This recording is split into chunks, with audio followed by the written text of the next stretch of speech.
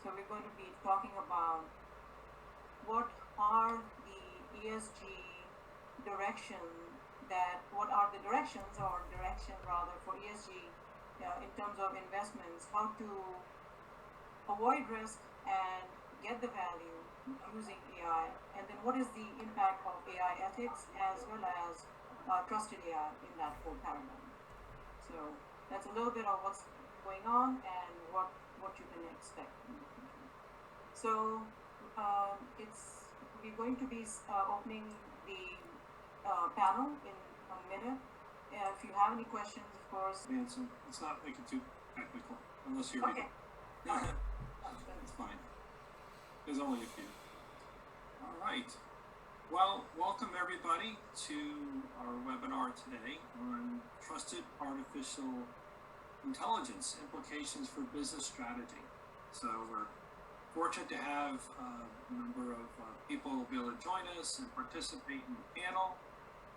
And I hope you get a lot out of this session, enjoy it. We will leave time for questions at the end, so please save your questions for then. But we will definitely make you think. That's the idea behind today's session. So we'll go to the next slide. Pam? I don't see Jordan on the call yet. I don't. So I was going to go slow until he joined. Hopefully he okay, I see he's just joining. Okay. And quick question for anyone. Are you seeing it clearly on LinkedIn Live? Okay. I'll share my screen then, Bill. Is that what you want me to do? Yeah, just we'll go to the next slide. We'll start going interesting. Can you see it now? Not yet. Okay. I still see you in the background.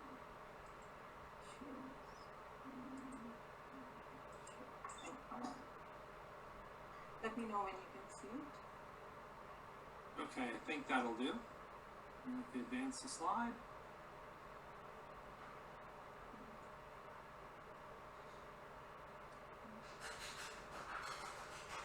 There we go. Okay. Nice picture of everybody who's participating today. So you get to see us all in our professional photos, but we'll also, be with you on video today, and definitely going to enjoy this topic. So we'd like to do, introduce everyone. I'll start with myself first. So I am Bill Fair. I'm the Chief Risk Officer for OutSecure, and I have done a number of things in my career, kind of interesting path. Of late, I've focused on enterprise risk management, finance, and internal audit. But earlier in my career as a CPA, I was also a controller for a very large corporation. So I've worked with startup companies that were growing to the very large Fortune 500 kind of companies, and the benefit of traveling the world, seeing a lot of different things. And that has really turned into now, which is a focus on cybersecurity, privacy, and compliance.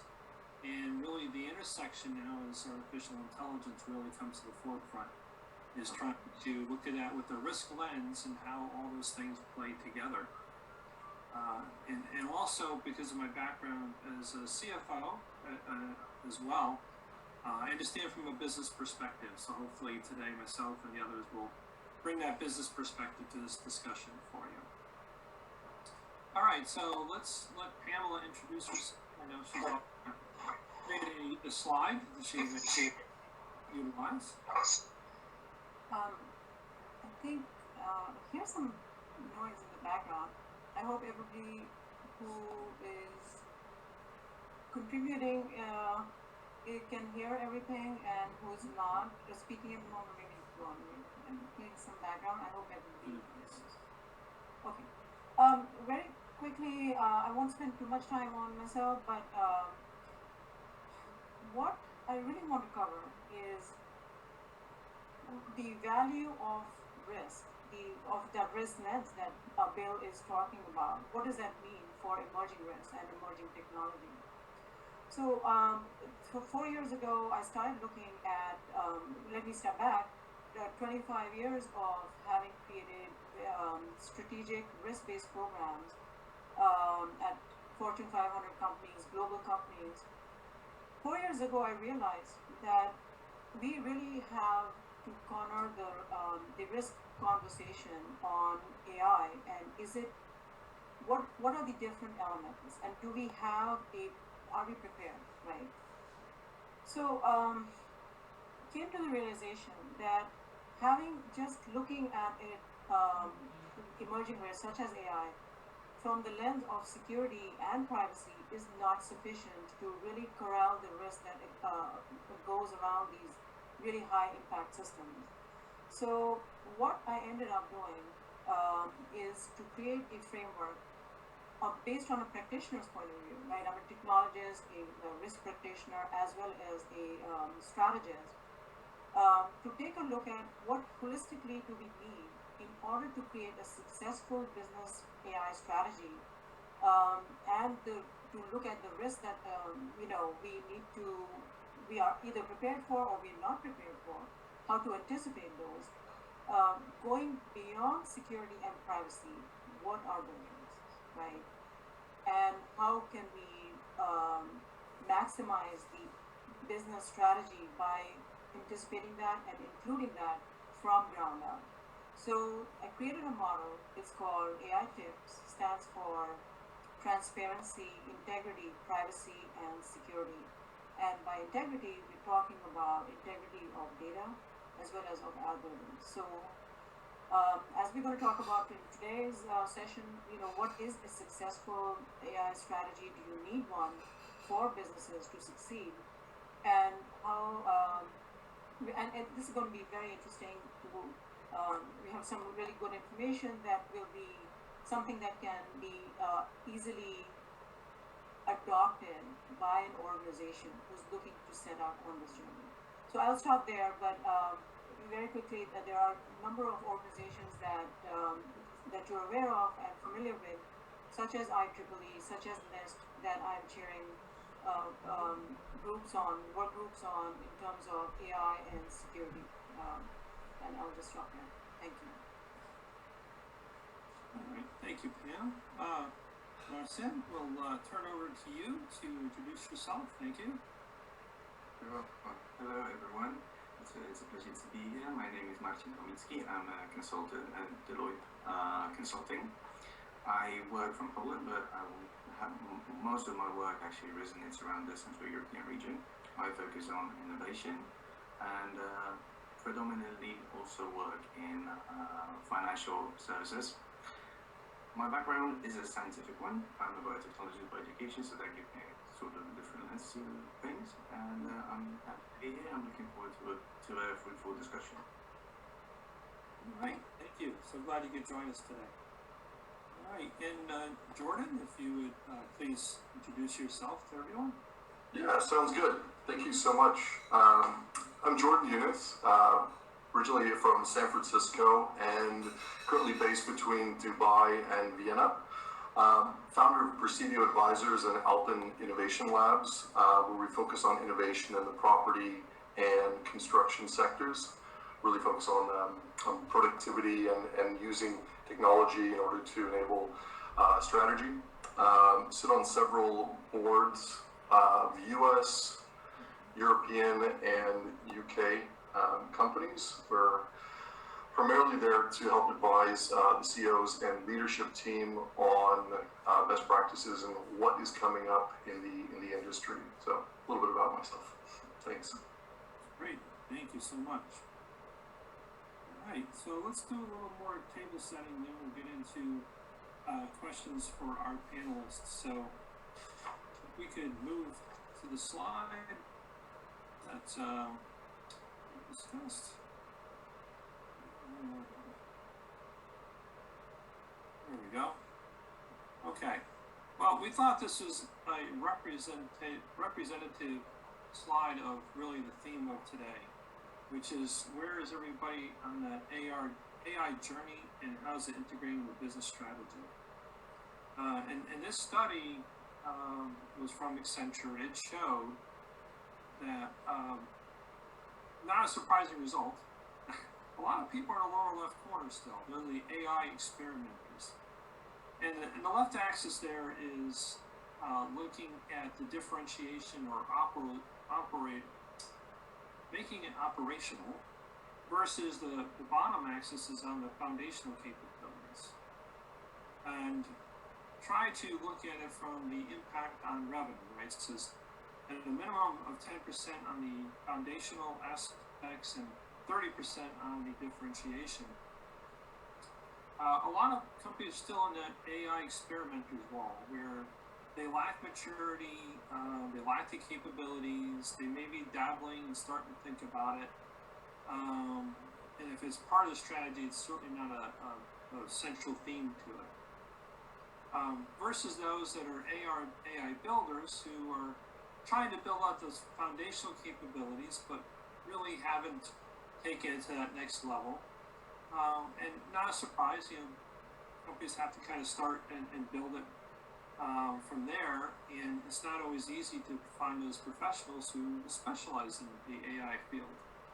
That's still, in and of itself, the core question is, it someone who's technically trained, or can you take someone who's a business person and train them in AI?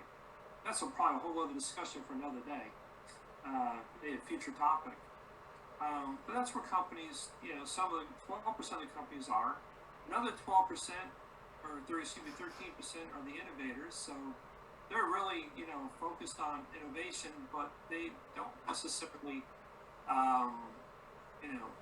they're not all the way there. They're thinking about it, they're making it part of strategy, but they have to operationalize it and build a foundation.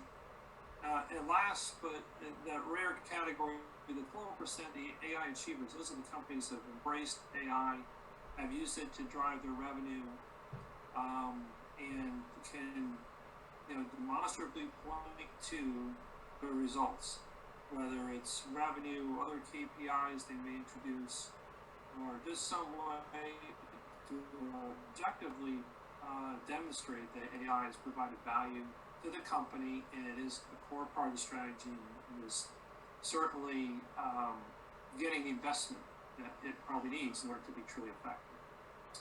So those are kind of the ideas and some of the topics I just mentioned. You'll see sprinkled throughout our discussion today, and hopefully that'll get you thinking about your own company, your own situation. All right, so we're going to kick off with our first topic, and I'll be asking each of our panelists to comment on the question. And the first topic is around the strategy, and who needs to be convinced that using AI will unlock value in a company? That's an age-old question. Really, who is the sponsor to make things happen? A lot of times they'll point to the president or CEO of a company because they, quote, control the purse strings, but I have my own personal opinion. I think it's more of a cross-departmental venture, but I would love to hear everybody's perspective on that. So we'll mix it up here. So I'll start with Jordan, since he just went last. We'll go kind of reverse order. So Jordan, do you have some opinion there on the stakeholders in that conversation? Absolutely, yeah. I tend to agree with you that it has to be cross-sectional, because you really do need the buy-in from rank and file employees, because there's a lot of fear from employees that AI or the robots are going to take over their jobs. So getting their buy-in and getting them to understand that AI can actually be a tool for them, for their benefit. I mean, the sort of positive outcomes that you can have when you couple the human element and AI drives so much better productivity returns than if you just have one or the other. So it's, I suppose, getting the employees to understand that it's there to be used for not just their benefit, but for the entire company's benefit. For middle managers as well, because actually this is the place where they have the most pressure with a lot of middle management roles can actually be coded. And so they're actually at some of the biggest risk for losing their jobs. So getting their buy-in. But if you go up to the C-suite folks, where, as you said, they control the purse strings. Yeah, ultimately, I believe before any company decides to embark along the path of AI, is for the C-suite to investigate all feasible alternatives first, because AI is not a panacea. It doesn't solve all problems. So really just understanding what problems or opportunities can be served by AI. And then once the alternatives have been investigated, and you decide to go down the path of using AI, pursuing a strategy within the C-suite. So it's really important that there's pure buy-in within the C-suite, and there is a clear direction where the company decides to go. And then finally, because most C-suites don't have that expertise in-house or within that group, for them to be trained up on what AI is, how it can benefit the organization, and possibly to bring in an expert within the C-suite itself. So that's my roundabout answer there. Interesting to bring in an expert within the C-suite. Yeah. Yeah, that's a very interesting approach, and I certainly don't think that's very common yet. But, no. But it makes a whole lot of sense, and a lot of other roles in the C-suite have changed over the years. So why not? With AI being a general purpose technology, it cuts across all departments. So it's really important that the full benefits of AI can actually be harnessed across the organization. So I'll leave it back to you. Marcin, why don't you give us your thoughts there too? Sure. That was a very broad and precise description by Jordan. So I would just add on top of that there is a specific need for the blend of two worlds. So we need some quants and we need the translators. Quants, but as the name suggests, focus on the technical bits that might be super difficult for others to comprehend. And this is where translators should come in to bridge the gap between data analytics and decision making to actually draw conclusions. And from that point, we can actually, I think, specify AI adoption into three sorts of levels. So the first one would be the description. So it's pretty much data gathering that we are already doing, not in terms of quantity, but quality, and that is a major challenge. The next stage would be obviously prediction, so going beyond the historical values, trying to predict the future and harness that. And the third stage, prescription, which is then again, because throughout the whole process, we have to stay in this human computer loop, so to speak, right? So now we want to understand why the outcomes are what they are and what causes them and how to sort of answer questions. So machine is here, come in here for pattern recognition and kind of visualization, right? While humans are still vital in this role in terms of interpretation and then obviously decision making. So I would add that on top of it. Excellent. Thank you. Good insight. Pamela, your thoughts? Yes, so that's really good to hear from Jordan, the people aspect of it, and from Marcin, can you see me? Yes. And from Marcin, the technology aspect, right? Which is how do you take that and look at the machine learning part of it, the AI aspect of it.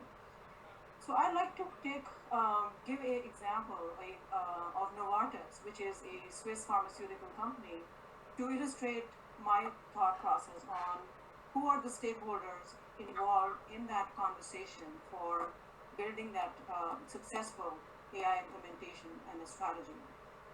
So the C-level, of course, and the board, of course, has to drive, would be important in driving providing the funding and the buy-in and creating that culture, as we've seen so often, for creating a successful risk management program even, right? You need that top down, bottom up kind of thing.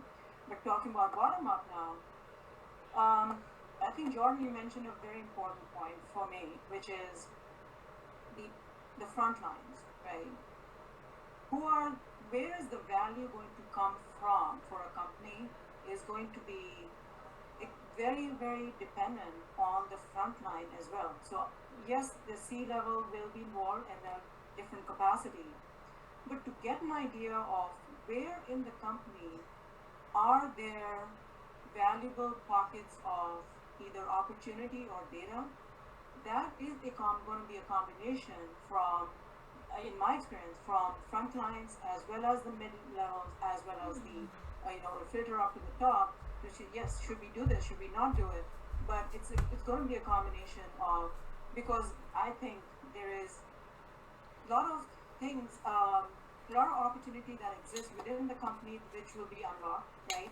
Which needs to be unlocked, and also more opportunity and also what are you seeing out there, right? So whether it's from, if you're capturing the value from that data being created by client services teams, for example, right? And I wrote an article on this, in fact, somewhere, maybe even for the for the MIT class, on how to take that value of these pockets of information that exist when you're getting information from clients, when you're getting suggestions from, that they're cutting out that middle person in terms of even supply chain, for example, right? That's become a big issue with, as we saw in COVID, for example, that where is that data going to come from that you can actually take and either change your business model or capitalize on the value of the data that already exists there. So, for example,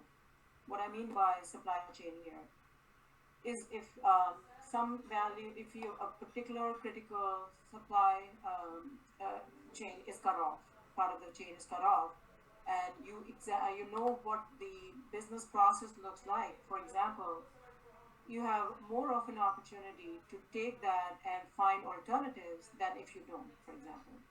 So the question in my mind is to really take that business process and how to have everybody understand what is the business, the company doing, right? And not leave it just to the technologists, for example, or to the data scientists, in other words. So let me sum it up, right? So why I see this is a cultural and a systemic kind of a mindset for the whole company, which, as to Jordan's point, you have to overcome because you have to make sure that people don't think that their jobs are going to be eliminated, for example, right? Or to Marcin's point, to really understand how this technology works, is what pieces it together is that what is the company doing, and really understand it from the inside out, outside in, to see what is the data you have, what's the data that can be meaningful and useful for the company.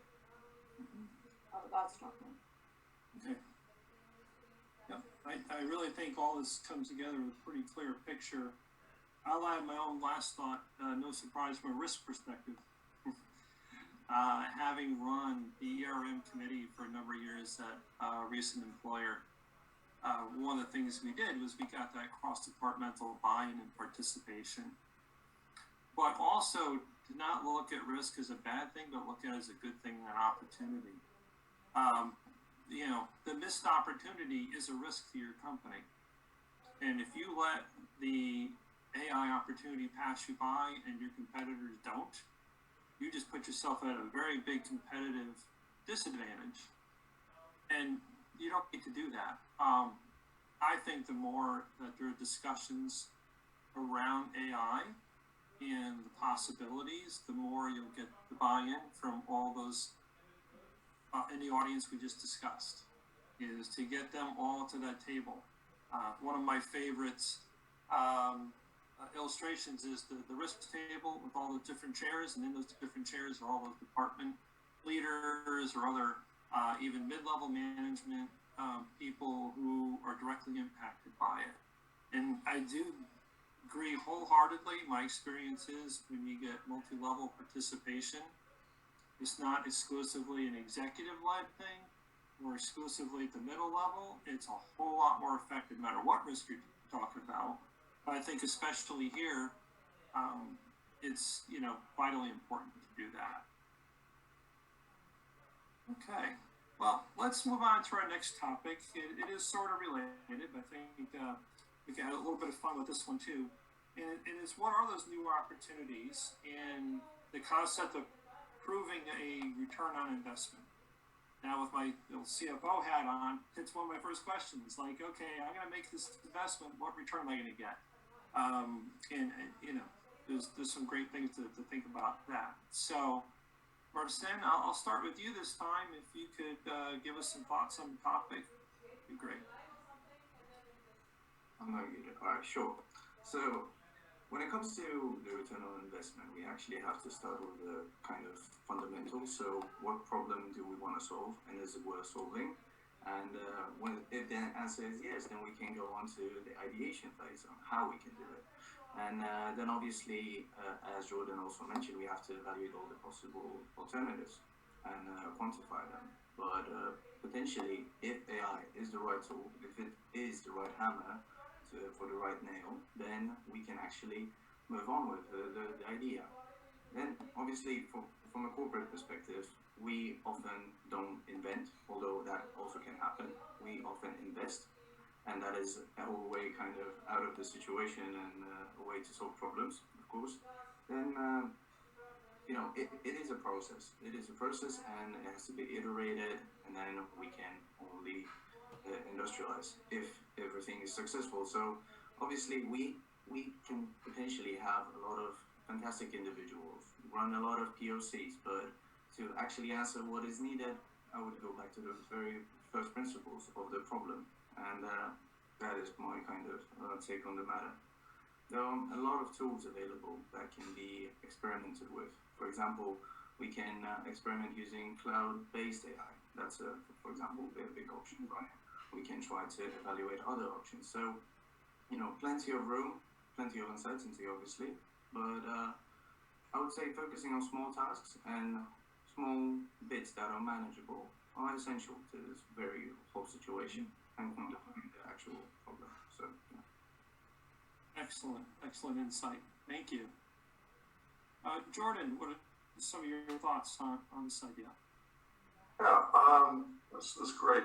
I have a thought that keeps coming up, and it has to do with medicine. So when you look at doctors in general, they make decisions based on their personal experience and what they've read and what their colleagues have read. But it's physically impossible for doctors to read every single book or be up to date on all case studies across the world. So, if doctors and nurses are paired with access to artificial intelligence when looking at diseases and doing analysis, you get much better outcomes. So, statistically, if you just use an AI machine, you have about a 7.5% error rate in diagnosing a disease correctly. Doctors have about a 3.5% error rate. But if you blend the two together and you use AI as a tool for doctors, the error rate goes down substantially to about 0.5%. So the investment or the return on investment, yes, it's fantastic because you have less unnecessary surgeries, you have less wastage within the medical system. But in addition to that, you have a very high return on investment for humans and human well-being. So there's a real benefit for the medical profession to pair with artificial intelligence. Of course, you also have the opportunities within insurance and banks where, let's say, past performance doesn't necessarily do as well as machine learning, which is more future looking.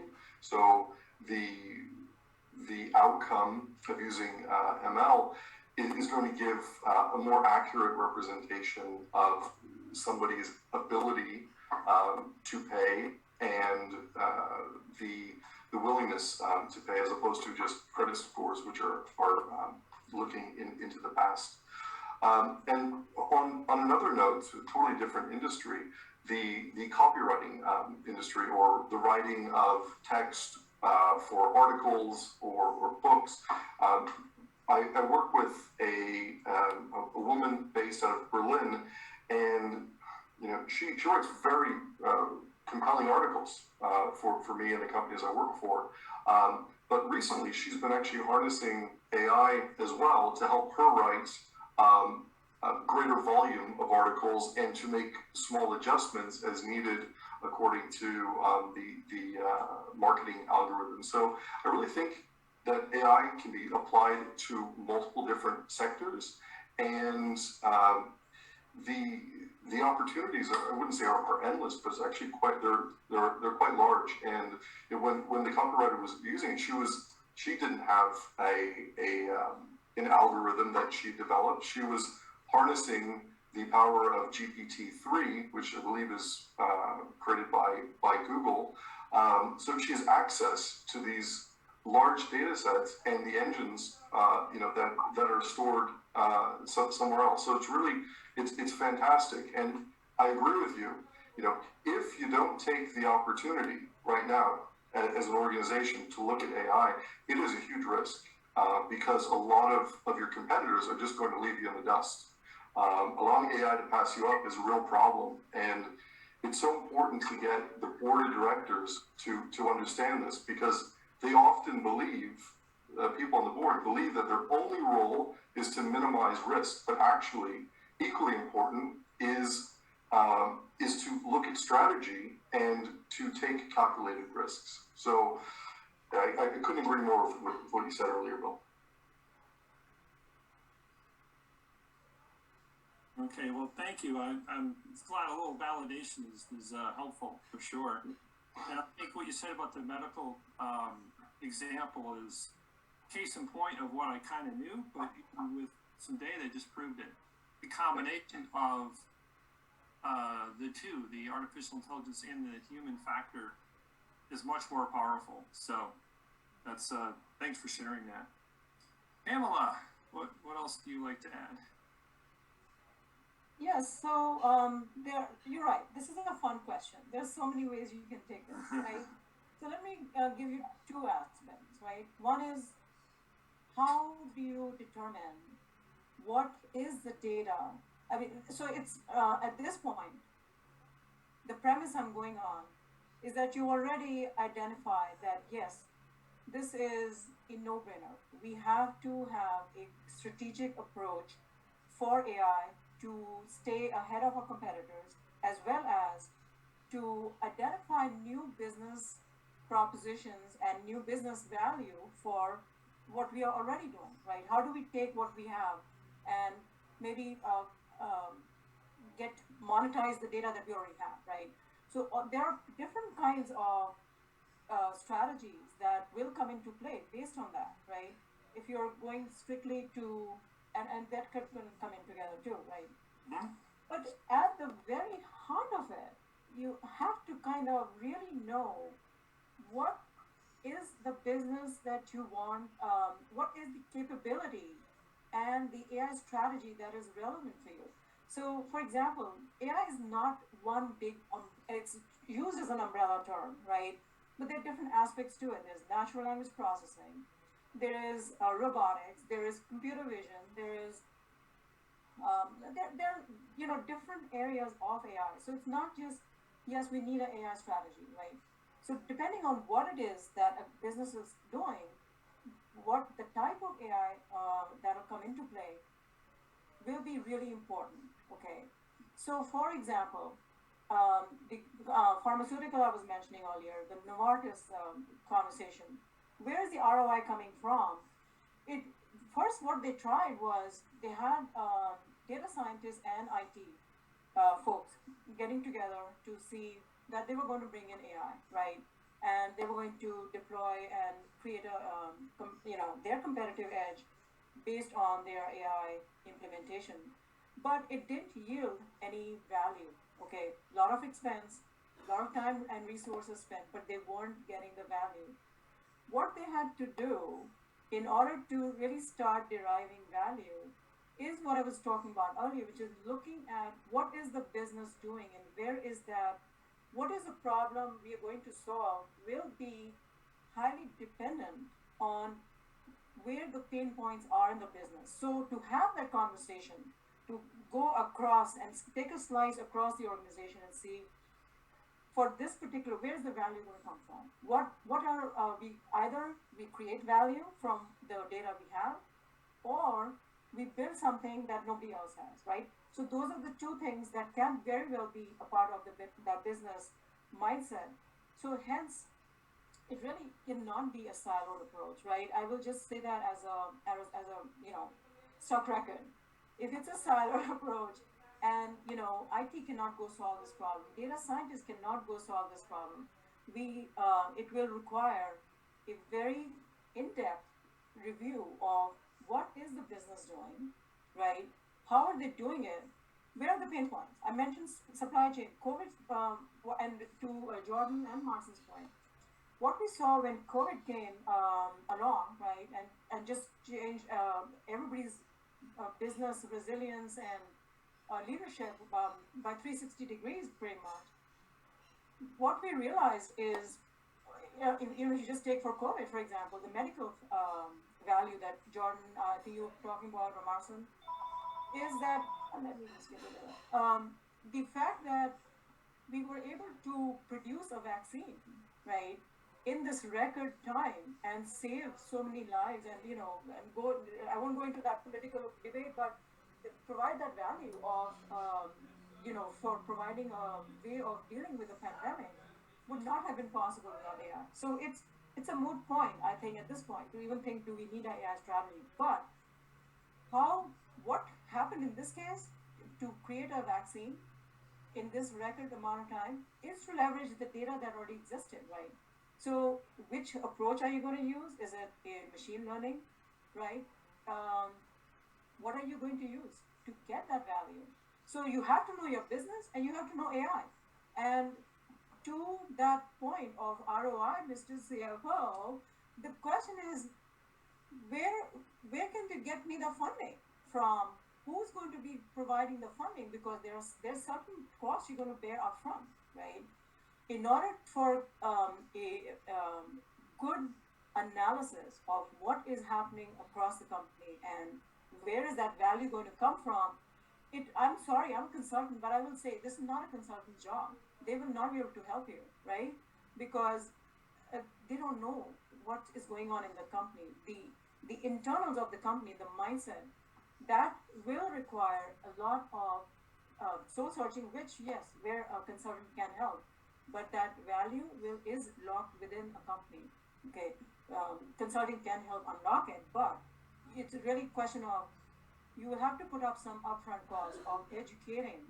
Um, this is a very well, this is not rehearsed, but I will admit though. So it's not a pitch, but this is very well a sequence could look like. You have an idea of what, let's say you, making some assumption, you want to have an AI strategy, you bring in someone to take a look at what are some of the AI technologies that are required to unlock that, right? Then you educate the business on that. The entire company should be very well aware of how these things can derive value and where that can come from to counteract two things. Any resistance employees may have to a point made earlier, right? You don't want to feel anyone to feel that jobs going to be eliminated. Plus, to really kind of get that mindset, right? Of what are we doing that can lend itself to either be automated, and the data points that are being collected, where is the value that is not being right now being monetized? And I have two really good examples on that based on um, real life case clients, right? That I can share if you have the time, or if we can always come back to it later. But I will tell you something. there can be a hybrid approach where you don't have to spend millions in AI itself, right? You could use RPA, for example, for part of the job, right? Some things could be lend itself to other parts of automation, but may not require full automation, right, or full intelligence. But there are aspects that can be resolved. And last but not least, Bill, since you asked about from a CFO perspective, I will tell you that there are KPIs for AI that have to be redefined. Okay, so what are some of the key performance indicators for business, right? It cannot be the same old way of doing things, right? So what are some of those? And there is an excellent case study on a retailer who actually got value from their client services group, from the customer facing group, to understand where they could use that to build more business. Okay, so I'll stop there because it could go. I could give you a few more. You don't have that kind of time. It's already 1:10. Yeah. Now, this was some excellent thoughts. And before we leave the topic, just want to give everybody open opportunity. Anything else to add on to what we just said? We covered a lot in about 15 minutes there, but maybe some more clarity or additional comment. So I'll open it up to the panel.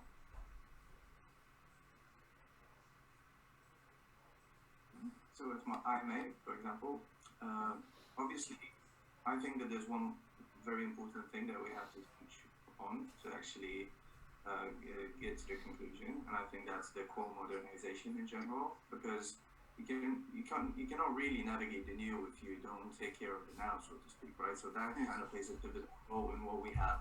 And core modernization in any form, whether it's for banking, insurance, or whatever that might be, right? It enables us to actually gather that data in a better way, with a better access and a lower cost. So I think that is a good basis for the future, so to speak. And we should not only focus on what we already have, but rather how can we conduct our business so that we can have the data that we want and the exact quality we want later on. Obviously, the historical data is often, the bits missing. It cannot be used because of technical reasons, and this is where core modernization comes in, or political reasons, or other bits, or for example, for different applications, right? They might not have enough use cases. And this is where, for example, sharing data and the shared economy can come in. Obviously, that for many it might sound terrifying to share the data with, for example, other companies, but it doesn't necessarily have to be competition. It can be within an ecosystem, within an alliance, but not only just based on, I trust you kind of approach, but a new tech coming in from the encryption world. For example, fully homomorphic encryption, which is sort of box with a glove inside, right? We put our data in prior to shipping into a cloud kind of platform, right? And it cannot be decrypted the other way, re-engineered, so to speak. Or we can use noise, other things, and other measures, but we can build within that box. We can use that shared data to draw conclusions in different ways and different forms. And I think that's also a very interesting point, to have that shared economy. Because if we want to unlock the true value of data, we don't only have to look at ourselves, but we should also look at the broader scope of things and how things can play out in the ecosystems. I really like that, Marcin. I think that's brilliant to look at. Not, I was talking about the siloed approach within a company, but you talk about siloed approach for the company and look at it in the entire ecosystem. I really like that. Thank you. That's also a way to kind of mitigate the costs, and kind of split them amongst each other. And that's also a way to induce adoption and promote growth in general. Mm-hmm. Okay, yeah, that's a great comment. It actually ties into something I was going to touch on in the next topic. We'll get to there in a moment. But all right, so we want to leave time for Q&A, but one last topic to cover here, and we'll keep an eye on time, try to wrap this up in about 10 minutes. So, and really it's about, does your company have any data that is currently under leveraged and can be turned into a new source of revenue? A lot of times cost savings are difficult to quantify, and AI initially was very focused on that, and RPA was the element of that. but I think we have collected so much data, we don't know what to do with it all sometimes. And there's opportunity in that, and I don't know if companies yet or people are looking at it from what are we not leveraging. Now, to my point a moment ago before I open up to everybody, I was thinking something similar. I was like, well, we have all this internal data at my company, for example, but there are other sources of data out there that are publicly available that can tell you about your customer. So why not marry up the external data with the internal data and glean some new insights into your customers? Possibly you can upsell them more services. You're going to find a need for a product you haven't yet developed, but if you see, for example, your customers out there searching on solutions that you offer and they're not aware of, or you could offer, I think you can leverage AI for doing something like that. I know I've kind of looked at it from a very manual perspective, not leveraging the AI, but conceptually is something you can do. So really, I just wanted to see what the thoughts were around new revenue streams and any kind of examples you'd like to share regarding that. So I think I'll turn to Jordan first this time. So Jordan, any thoughts? Okay, yeah. One of the companies that we work with is called Alpen. They're based in Abu Dhabi, and they do third-party energy, let's say, inspections for buildings and built assets. And the company's been around for 10 years. They have live streams of millions of data points through something called a building management system on several different assets. All this information comes in, and what they do is they take that information and do energy reports and make suggestions on how to optimize energy use. Well, one thing that I believe is pretty apparent is they could be taking all this data, which is properly tagged already, and start doing predictive analysis on which elements of the building systems might be failing soon, or how to optimize in advance. So doing predictions as opposed to just looking at the data and writing reports. So that's just a very, I think, easy thing to use that data for. That's the first thing that comes to mind. John, that's an excellent point, and I know there is a company. I think they may be based in Connecticut, Bill, which is where we are. Otis elevators that Oh, yes. they are using for predictive analytics. They are getting data from elevators in real time. Yes. We can predict, turbines, of course, jets. Yeah, absolutely. Yeah. Happily.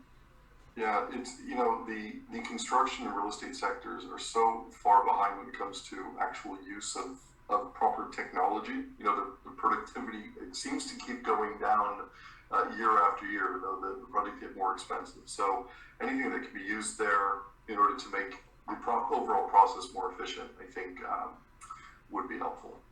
I agree. And you know what, if I can just build on what Jordan's saying, Bill, and I'll use that as my answer also time.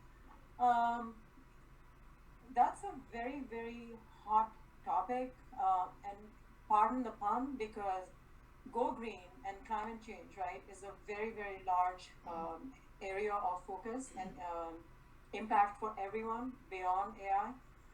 So yes, there's a world beyond AI, although I sometimes don't feel like that is the case. But building management systems actually is an extremely, extremely valuable area to focus on, because buildings are generating almost 65% of the carbon that's going back into the air, right? Yeah. They are mammoths when it comes to energy usage.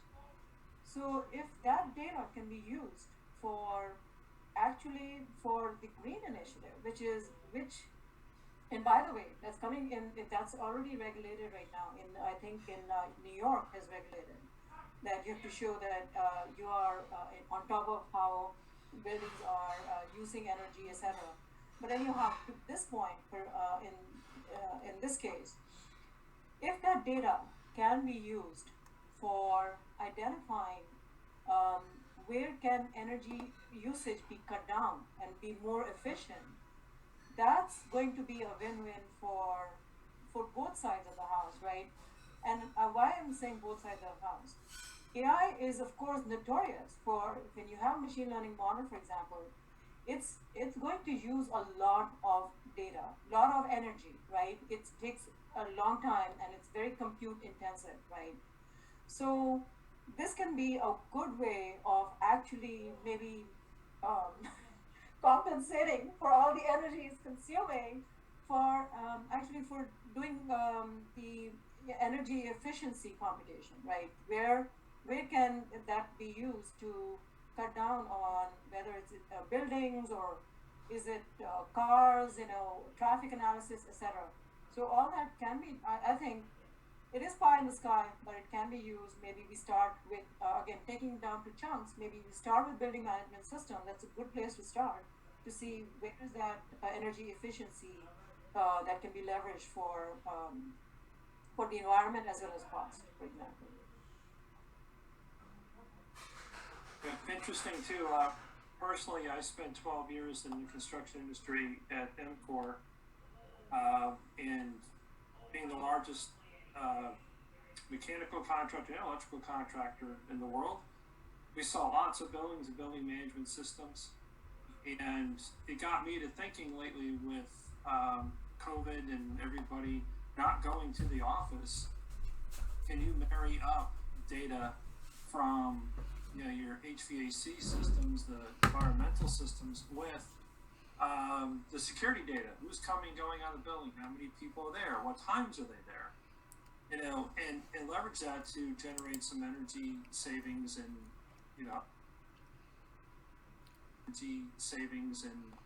obviously what we're talking about, potentially reduce your carbon footprint. Because it's clear now, I don't think anybody disagree, the way office work is being conducted has changed. My daughter's doing an internship now with the accounting firm. It's almost all remote. She goes to the office and she's like the only one there. It's like, okay, where is everybody? Well, most of them either remote at home or potentially at a client. Things have changed dramatically. So there's an opportunity in that, I think, just as one alone, to take different sources of data and try to integrate them and figure out how to generate savings. Yeah, I agree, and I do want to add, since you brought up security, You would have something to say about that. yes, absolutely. So one thing I know we wanted to talk about was the trusted AI implications for business strategy. And before we end, I just want to make sure we kind of do get a chance to speak on that. Um,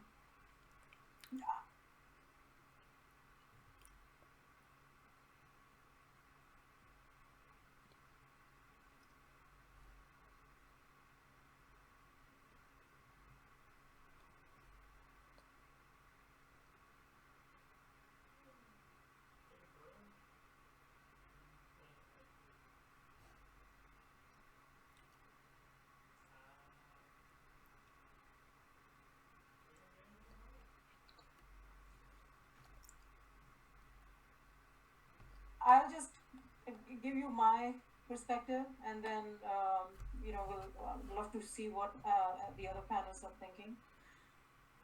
The way the way I see it, these systems are by these systems I mean AI systems, whether it's whichever technology they're deploying, whether it's NLP or machine learning, vision, etc.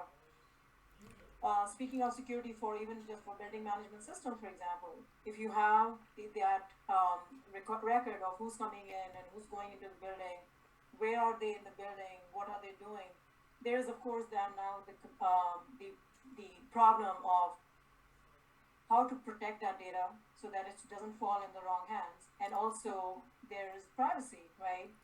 And also transparency, which building is now collecting that data, what data are they collecting, and what are they going to be doing with that data. So that, or if that is squared away, it's a tall order, but if that can be done, then it can truly have what I call the intended outcomes here for AI, right? We want to have intended outcomes. We don't want it to be used as for unintended outcomes, such as surveillance, for example, right? You don't want to be doing surveillance, performing surveillance in a democratic country on your citizens, right? But intended outcomes in this case would be for security reasons, that you have a secure building. What you need to have would be what I call that tips framework I was talking about at the beginning, the transparency of what you're